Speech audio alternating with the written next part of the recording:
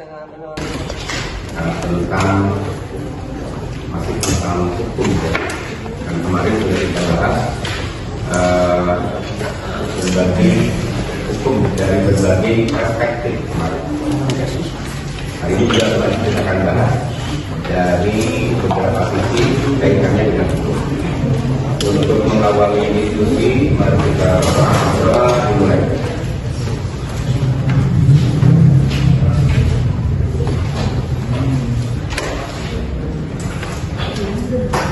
Baik.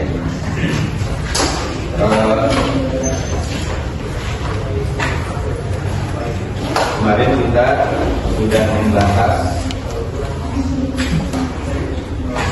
hukum dari perspektif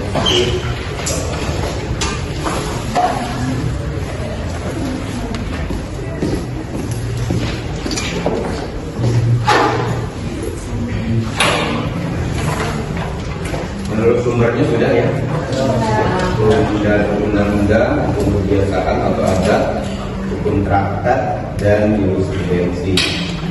Kemudian bentuknya kemarin ya, tertulis, tidak tertulis, ya, nasional, internasional, asing, dan terakhir adalah hukum agama. Ya. Hari ini adalah menurut bentuknya, ya, menurut bentuknya. Ya. Kalau kita flashback ke belakang ya, yang kemarin, maka dari empat kategori hukum menurut bentuknya, menurut tempat berlakunya, maka yang menarik dalam perspektif sekarang adalah kaitannya dengan hukum internasional. Ya, kemarin kita bicara konvensi hukum internasional yang diterapkan di negara kita menjadi undang-undang yang sehari-hari kita dapat lihat, misalnya kaitannya dengan KDRT atau kekerasan dalam rumah tangga. Itu adalah konvensi internasional ya dari permasalahan domestik. Ya, di konvensi internasional yang diratifikasi menjadi hukum nasional dalam bentuk undang-undang KDRT. Kemudian yang kedua, ada hukum internasional yang berkaitan dengan hak asasi manusia. Ya, kemarin kita bicara tentang undang-undang hak asasi manusia. Jadi undang-undang hak asasi manusia itu adalah merupakan undang-undang hasil ya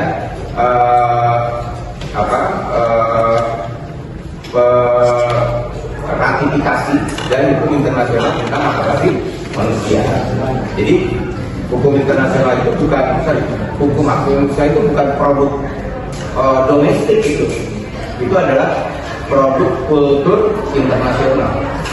Ya, terutama kalau kita bicara dalam konteks piagam HAM itu adalah bermula dari Revolusi Prancis.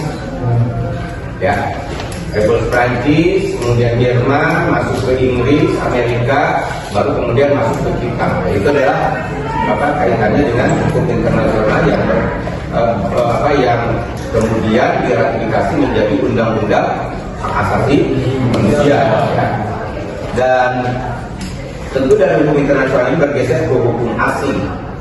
Ya, kemarin kita berbicara tentang demarkasi, ya, atau batas wilayah.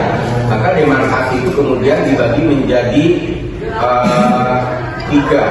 Ada laut, ya, yang dikenal dengan ZEE, zona ekonomi eksklusif. Ya, contoh demarkasi antara Indonesia dengan Australia. Ya, contoh Indonesia demarkasi dengan Singapura. Ya, itu dia demarkasinya ZEE, zona ekonomi eksklusif. Ya, kemudian juga ada gunung, ya, demarkasinya. Misalnya kita dengan Brunei. Ya, kalau batas atok itu dengan Malaysia. khususnya di wilayah Kalimantan. Itu ada batas wilayah atau demarkasi dalam konteks hukum asing. Jadi hukum asing ini berhimpitan dengan hukum nasional, ya. Dan yang membatasinya adalah batas wilayah. Yang terakhir kemarin sudah kita bahas sebagai flashback adalah kaitannya dengan hukum agama. Ya, di sini katakan hukum agama adalah kumpulan norma-norma yang ditetapkan oleh agama untuk para penganut-penganutnya. Ya, artinya bahwa dalam perspektif hukum agama hanya bagi para penganutnya. Ya, dalam perspektif ini berarti tidak boleh agama tertentu ya mendorong agama lain untuk masuk. Ya, karena ini bisa dalam perspektif para penganut-penganutnya. Dalam perspektif Islam di dalam Al-Quran dikatakan lakum dinukum waliyadin, ya, selaras dengan hukum agama sebetulnya. Ya, yang kemarin kita bahas. Hari ini kita akan bahas satu slide kaitannya dengan 3 teori, ya. Hukum menurut waktu berlakunya. Ya. Kita lihat, hukum menurut waktu berlakunya maka secara umum dibagi menjadi 3. Ya. Yang pertama adalah ius constitutum. Atau orang mengatakan hukum positif. Ya. Ada orang juga yang mengatakan das solem. Ya. Sekali lagi, ada orang yang mengatakan das solem. Jadi ius constitutum atau hukum positif, atau ada juga literasi yang mengatakan das solem. Ya, das solem. Ya, sama das solem, ius constitutum atau hukum positif. Ya. Apa yang dikatakan hukum positif, ya, atau ius constitutum atau das solem adalah hukum yang berlaku sekarang. Nah, ini kalian garis tulis sampai sini. Hukum yang berlaku sekarang. Yang kedua, bagi masyarakat tertentu. Nah, 2. Ya, kalian harus juga di sana dalam suatu daerah tertentu. Ya, 3 parameter. Ya, yang kaitan dengan ius constitutum. Yang pertama adalah hukum yang berlaku sekarang, hari ini. Ya. Yang kedua, bagi masyarakat tertentu. Ya. Yang ketiga, dalam suatu wilayah tertentu. Jadi, kalau demikian ius constitutum itu ada 3 parameter hukum yang harus terjadi living law hari ini. Ya, bagaimana kalau misalnya katakanlah hukum yang lalu? Kalau hukum yang lalu masih berlaku, isoknya tidak ada masalah. Contoh, hukum adat misalnya di Bali itu tentang tata jaga air itu apa namanya? Di Bali subak, misalnya. Subak itu di Bali masih berlaku. Itu yang dikatakan living law. Hukum yang masih berlaku sekarang, ya. Tapi bandingkan misalnya dengan hukum adat di Kalimantan, ya.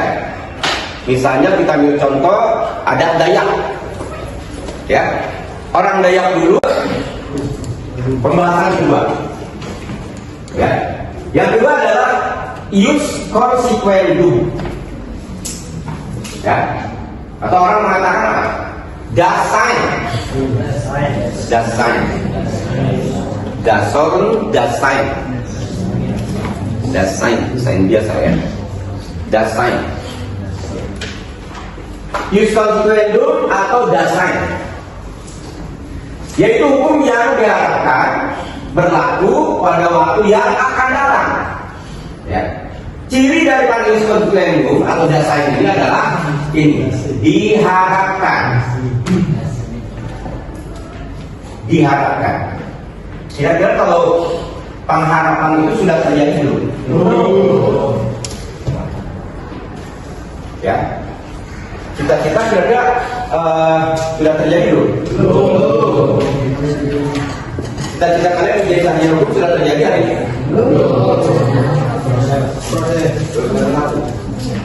Banyak. Sudah ada 7 semester lagi. itu adalah desain. Atau dalam bahasa yang lain desain itu apa? Dalam bahasa yang lain, ya. Kira-kira apa? Cita-cita masuk desain tidak?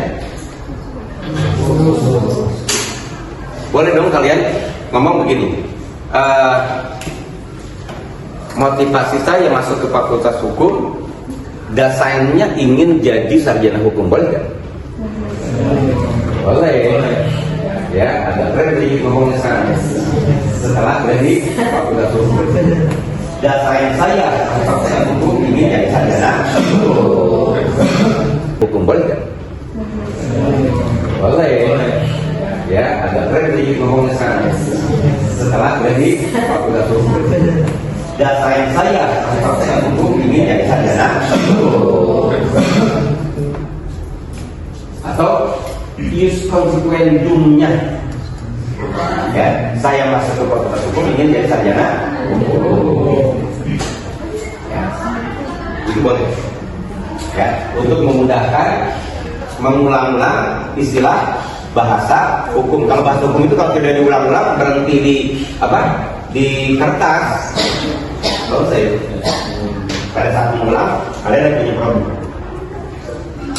Makanya harus diulang-ulang. Ya, oke. Ya, teruskan. Use consequendum adalah hukum yang diharapkan berlaku pada waktu yang akan datang. Kira-kira dalam perspektif sekarang, hukum yang diharapkan itu hukum yang siapa sih? Kita lihat. Ya pasti, tiganya adil. Tapi kemarin kita bicara pasti.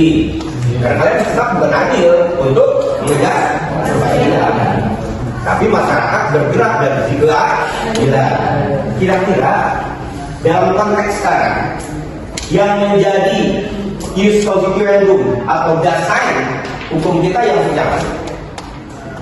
Kaitannya dengan pergaulan kalian, kaitannya dengan aktivitas kalian. Hukum yang siapa yang saling mendambakan dalam konteks hari ini? Ya. Dengan aktivitas kalian, dengan teknologi yang kalian pegang sekarang, kira-kira hukum yang seperti apa sih yang kalian dambakan atau desainnya? Ayo.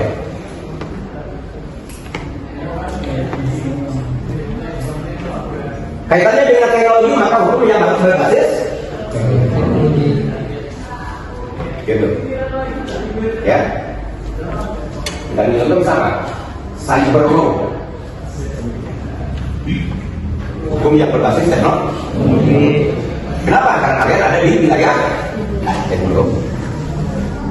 Ya. Padahal kalau kita bicara tentang perspektif Indonesia, berapa hukum kita yang berbasis teknologi? Ayo. Hari ini hanya satu. Apa? Undang-undang tentang ITE. Yang lainnya konvensional. Padahal kalian ada di wilayah teknologi. Bahkan kalian tidak bisa lagi dipisahkan dari teknologi. Ya, kalian ketinggalan dompet, gak ada masalah. Tapi kehilangan handphone, problem yang kalian. Ini bicara dalam konteks atau use consequendum. Ya. Jadi use consequendum kalian hari ini adalah undang-undang yang harus berbasis kepada teknologi karena kalian ada di wilayah teknologi. Gitu. Ya. Padahal use consequendumnya adalah tadi hanya satu undang-undang ITE saja. Jadi butuh banyak berarti peraturan perundang-undangan yang use consequendumnya berbasis teknologi. Ya. Kenapa? Karena pada saat ini dari tinggal kalian sudah teknologi, hampir tidak ada. Ya, kalau sederhana misalnya gini, saya di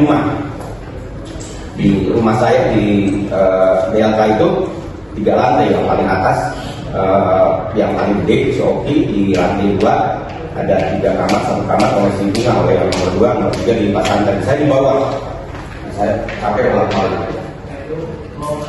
Kalau mau sholat, biasanya saya bawa ke bawah.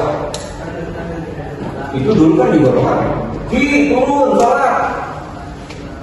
Sekarang nggak bisa, karena hidungnya tertutup juga kan, pakai airport di sini. Si bunga yang lantai 2 juga sama. Ayo apa yang terjadi? Pakai handphone, pakai pusat. Di sholat maghrib berjamaah di bawah. Banyak bagus. Ini dasar apa? Dari timur ini. Beda dengan dulu cukup turun sholat selesai. Sekarang nggak bisa. Ini dari timur. Ya, fakta sosial hari ini seperti itu. Maka dengan demikian hukum yang dicita-citakan atau konsekuensinya ada yang berbasis teknologi. Karena harga ada di atasnya. Beda lagi dengan dulu. Waktu zaman saya kan cukup ngagorok kan. Di sholat turun. Sekarang menggorokan walaupun sampai ke urat nadi ini enggak mungkin kan itu sama airport. Ya. Jadi itu bicara dalam konteks perkembangan teknologi sebagai bagian daripada developing law, hukum yang hidup di dalam masyarakat pada saat ini. Termasuk kalian juga tidak mengerti bersama juga. Ya, kadang-kadang saya sudah suka tambah juga kalau ngobrol budak itu tidak menyambut ya. Padahal isinya ditutupin atau fokus. Ya. Kadang-kadang semarah juga saya kadang-kadang. Kamu udah sampai pek sebenarnya kita nggak bisa juga karena interaksinya begitu. Ya salah juga saya karena di yang paling gede ya sampai ngalah dieta jadinya ya teknologi. Ya yang nomor 2 yang di SMA 2 tugas kehadiran macam-macam adanya di teknologi juga. Jadi ya tapi kan saya termasuk orang tua yang 2 generasi. Ya, kolonialnya ada, milenialnya juga merasakan, gitu. Kadang-kadang saya juga tidak siap juga kalau lagi marah gitu ya sama anak, ya, jangan sama anak, sama istri juga sama juga sekarang. Ya. Jadi yang dikatakan developing law, hukum yang masih berperatusan, ya. Tapi bandingkan misalnya dengan hukum adat di Kalimantan. Ya, misalnya kita ambil contoh adat Dayak. Ya, orang Dayak dulu semakin cantik maka semakin panjang lehernya dengan memakai gelang. Ya, atau orang Cina misalnya semakin cantik maka sepatunya semakin kecil, sengkek. Ya, sekarang pertanyaannya, apakah itu masih berlaku bagi Cina sekarang? Ya. Itu bukan developing law. Ya, termasuk juga bagi orang Dayak yang cantik itu yang telinganya harus panjang. Ya, bagi Dayak dulu iya, tapi bagi Dayak sekarang itu bukan developing law. Developing law itu adalah hukum adat yang masih berlaku pada saat ini. Nah, ini yang dikatakan sebagai hukum yang berlaku sekarang. Sekalipun historis ada. Ya. Yang kedua, dalam masyarakat tertentu kaitannya dengan tata niaga air, maka hanya berlaku di Bali. Masyarakat tertentu, masyarakat Bali. Ya. Kaitannya dengan upacara bakar batu hanya di Papua, masyarakat tertentu. Kaitannya dengan serengan tahunan hanya di Bali, masyarakat tertentu. Parameter yang kedua. Parameter yang ketiga dari Wisconsin itu adalah satu daerah tertentu. Baduy adanya di Jawa Barat, daerah tertentu. Suku Amungmai adanya di Papua, ya kan? Kemudian hukum adat apa? Bali itu subak adanya di Bali. Jadi kalau demikian, maka hukum adat yang Delikting Law yang hari ini berlaku adalah bagian daripada ius constitutum. Nah, itu ya. Jadi yang pertama, yang masuk kategori ius constitutum adalah hukum adat yang Delikting Law yang hari ini masih berlaku. Bagaimana kalau hukum adat yang tidak berlaku? Bukan ius constitutum. Jadi syaratnya itu ya. Itu yang pertama. Yang kedua, dari hukum adat kita geser ke hukum formal. Kita bicara tentang Aceh. Maka di Aceh ada, kemarin kita bicara di Aceh ada hukumnya apa? Hukum cambuk, hukum Islam dalam bentuk apa di Aceh? Konon. Konon itu adalah hukum yang berlaku sekarang. Ya, bagi masyarakat Aceh. Dalam masyarakat tertentu. Siapa itu? Masyarakat Islam. Pertanyaannya, apakah di Aceh ada non-muslim? Ada. Gitu. Tapi khusus kanun itu berlaku untuk masyarakat tertentu. Siapa? Hukum umat Islam.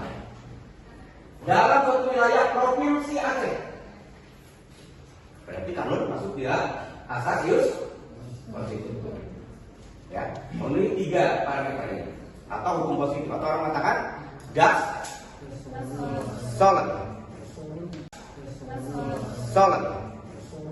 Ya, gitu.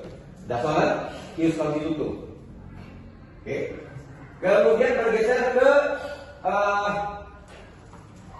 Undang-Undang Nomor 32 tahun 2014 Pemerintahan Daerah. Ya. Maka kita bicara tentang Cianjur. Oke. Cianjur punya perda tentang apa itu yang khas Cianjur?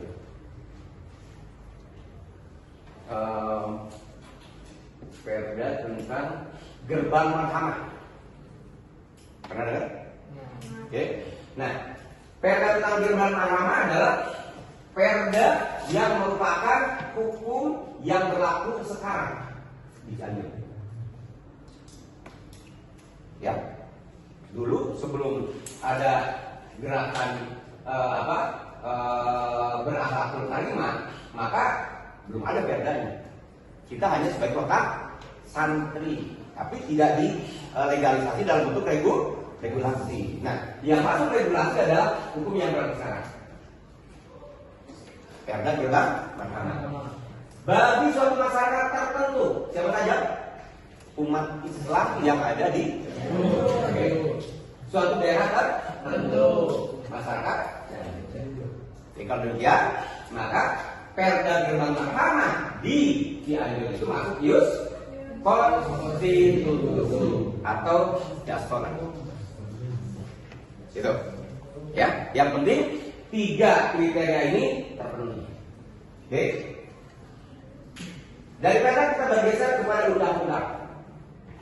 Apakah undang-undang masuk ius konstitutum? Kita coba uji. Misalnya kita ambil contoh undang-undang tentang Omnibus Law Cipta Lapangan Kerja yang terbaru. Ya. Yang pertama, undang-undang Omnibus Law Cipta Lapangan Kerja ini merupakan hukum yang berlaku sekarang tahun 2005 karena di undangannya tahun 2024 kemarin. Oke. Hukum yang berlaku sekarang. Bagi masyarakat tertentu, siapa yang dimaksudkan? Orang Indonesia. Karena hukum nasional. Oke. Dalam daerah tertentu, daerah mana yang dimaksud? Negara Indonesia. Oke. Negara Indonesia. Oke. Berarti undang-undang masuk ius konstitutum atau hukum positif atau das. Ya. Atau dengan demikian kita sarikan berarti yang pertama adalah hukum adat yang masuk di kategori ius konstitutum. Hukum adat apa? Hukum adat yang Delikting Law yang hidup pada saat ini. Ya, hidup di masyarakat pada saat ini. Bagaimana kalau hukum adat yang sudah tidak hidup? Maka bukan ius constitutum. Gitu. Ya, kayak tadi misalnya kita bicara tentang hukum adat suku di Kalimantan misalnya. Ya, itu bukan dari law. Artinya itu bukan bagian daripada ius constitutum. Yang kedua, hukum yang berkaitan dengan kanon di Aceh itu masuk dari ius constitutum. Ya. Yang ketiga, perda, kita ambil contoh Cianjur, maka itu masuk di dalam ius constitutum. Terakhir, undang-undang adalah juga merupakan bagian dari ius constitutum. Jadi parameter ius constitutum atau dasaran itu ada 3. Hukum yang berlaku pada saat berlaksana di masyarakat tertentu suatu daerah tertentu. Di parameternya 3. Ya, syarat formal daripada ius constitutum atau hukum positif atau hukum yang berlaku pada saat ini. Ya, atau orang mengatakan apa tadi? Dasolan. Ya, dasolan. Itu adalah hukum yang berkaitan dengan waktu berlakunya pada saat ini. Yang kedua, oke. Sebelum masuk yang kedua, untuk ius constitutum ada pertanyaan atau sanggahan? Silakan. Sebelum masuk ke ius constituendum, silakan. Kaitannya dengan ius constitutum, hukum. Assalamualaikum warahmatullahi wabarakatuh. Pada kesimpulannya, ius constitutum atau bisa juga disebut dasolen adalah hukum yang berlaku di masa sekarang. Dasolen juga adalah gambaran tentang apa yang seharusnya dilakukan sesuai dengan aturan dan nilai yang berlaku. Dalam hukum, dasolen menjadi pedoman ideal agar hukum berjalan adil dan tertib. Namun, dalam kenyataannya, apa yang seharusnya terjadi sering tidak sama dengan apa yang benar-benar terjadi. Karena itu, dasolen penting sebagai ukuran untuk menilai apakah pelaksanaan hukum sudah sesuai dengan tujuan yang diharapkan atau belum. Terima kasih. Terima kasih telah menyaksikan. Dadah.